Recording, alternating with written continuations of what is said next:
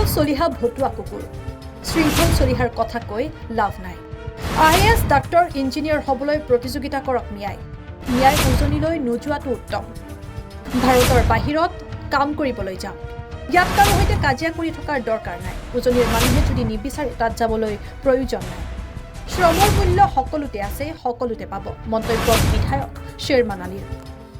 যোৱা 14টা বছৰীয়া প্ৰচেষ্টাৰ অংশ বিশেষ আজি 3টা ৰাস্তা পকীকৰণ কৰিবলৈ চৰাঞ্চলত তাৰে আধাৰশিলা স্থাপন কৰিবলৈ মই আহিছোঁ। ইয়াতে এটা ৰাস্তা, এটা ফকীৰপাৰা আৰু এটা হ'ল নায়েৰচৰ। 3টা ৰাস্তা মুঠ 3 কোটি টকা, 2 কোটি টকা এই ৰাস্তা পকীকৰণ হ'ব।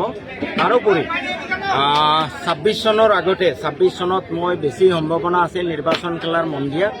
গতিকে এই 1.5 বছৰৰ ভিতৰত মই চেষ্টা কৰিম যে চৰাঞ্চলৰ যিখিনি অভাৱ আছে, যিখিনি ৰাস্তা ঘাট এতিয়ালৈ পকীকৰণ হোৱা নাই, দলং হোৱা নাই, এইখিনি যিমান দূৰ পাৰোঁ শেষ কৰি থৈ যাব পাৰিলে মই অলপ শান্তি পাম।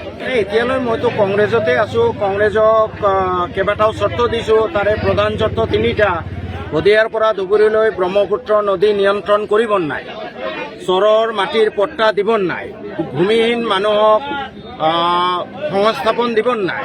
অন্তত এই 3টা চৰ্ত, 3টা কথাও যদি তেওঁলোকে কৈ দিয়ে যে আমি কৰিম, মোৰ নাম নোলোৱাকে, যে কংগ্ৰেছ পাৱাৰত আহিলে, কালিও যদি ঘোষণা কৰে যে কংগ্ৰেছ পাৱাৰত আহিলে আমি শদিয়াৰ পৰা ধুবুৰীলৈ নদী নিয়ন্ত্ৰণ কৰিম, গৰাখহনীয়া গৃহহীন মানুহক আমি সংস্থাপন দিম, চৰমাটিৰ পাট্টা দিম, পৰহি তাৰ পিছদিনাখন মই ক্ষমা খুজি কংগ্ৰেছ দলত আকৌ ছাছপেনশ্যন উঠাবলৈ। কি ক'ব ছাৰ?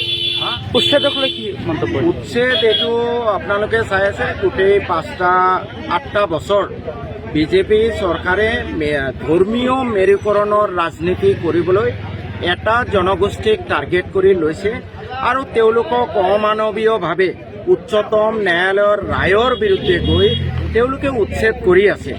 মই ভাবোঁ, মই আহ্বান জনাওঁ হিমন্ত বিশ্ব শৰ্মা, আপুনি অসমৰ মুখ্যমন্ত্ৰী, মানুহৰ শাৰীৰ পৰা পশুত্বলৈ নানামিব। অনাগত দিনত ইতিহাসে যাতে আপোনাক এজন শাসক, সুশাসক হিচাপে মনত ৰাখে, তাৰ কাৰণে আপোনাক আকৌ আহ্বান জনাইছোঁ যে আপোনাৰ ৰাজনৈতিক লাভালাভৰ কাৰণে মানুহৰ পৰা পশুত্বৰ শাৰীলৈ নানামিব। এই উচ্ছেদিত মানুহবোৰৰ নহ'লে তেওঁলোকৰ যিটো আত্মাৰ কান্দোন, সেয়া ভৱিষ্যতে আপোনাৰ কাৰণে কাল হ'ব পাৰে। শৃংখল চলিহা অপেন গুণ্ডা টেক্স বুলি স্বীকাৰ কৰিছে, কি ক'ব? কিছুমান ভতুৱা কুকুৰ আছে নিজৰ গলিতে শ্বেৰ বুলি ভাবে। সেই ভতুৱা কুকুৰৰ বিষয়ে মই কিবা কৈ মোৰ মুখখন মই অপবিত্ৰ কৰিব নোখোজোঁ। মই মিয়া জনগোষ্ঠীৰ সকলোকে আহ্বান জনাইছোঁ যে যিহেতু উজনিৰ মানুহে আপোনালোকক বিচৰা নাই, অন্তত কিছু সংগঠনে যেনেকৈ উৎপাত কৰি আছে, মিয়া জনগোষ্ঠীৰ সকলোকে মই আহ্বান জনাইছোঁ যে আপোনালোকে অনাকাংক্ষিতভাৱে তাত নোযোৱাটো উত্তম।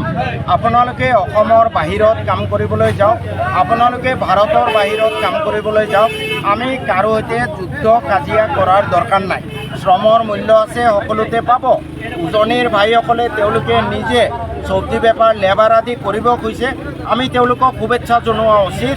মই মিয়া জনগোষ্ঠীৰ ভাইসকলক আহ্বান জনাওঁ যে আপোনালোকে লেবাৰ হোৱাৰ কাৰণে বা মাছ বিক্ৰী কৰাৰ কাৰণে, চব্জি বিক্ৰী কৰাৰ কাৰণে প্ৰতিযোগিতা কৰিব নালাগে। আপোনালোকে প্ৰতিযোগিতা কৰক IAS হোৱাৰ কাৰণে, ডক্টৰ হোৱাৰ কাৰণে, ইঞ্জিনিয়াৰ হোৱাৰ কাৰণে, চাইণ্টিষ্ট হোৱাৰ কাৰণে। News desk, Sarupathar plus.